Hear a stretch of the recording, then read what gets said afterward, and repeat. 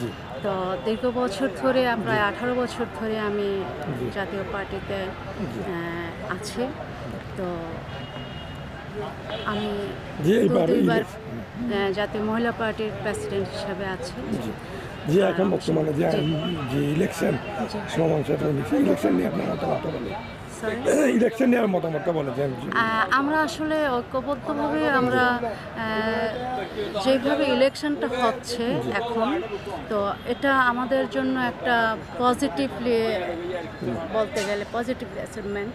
তো আমরা আসলে আশাবাদী যে রাজনৈতিকভাবে আমরা আমাদের যে এতটা ডিমান্ডেবল পলিটিক্যালে হোসেন মোহাম্মদ এরশাদ স্যার মৃত্যুর পর আমাদেরকে মনে হয় যে প্রথম আমাদেরকে সুযোগ দেওয়া হলো এবং পাওয়ার দেওয়া হলো, আমরা স্বতঃস্ফূর্তভাবে রাজনীতি ইলেকশন করতে প্রস্তুত।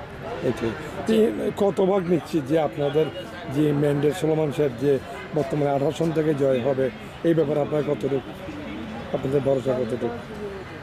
আমরা আশাবাদী, সবসময় জাতীয় পার্টি আশাবাদী।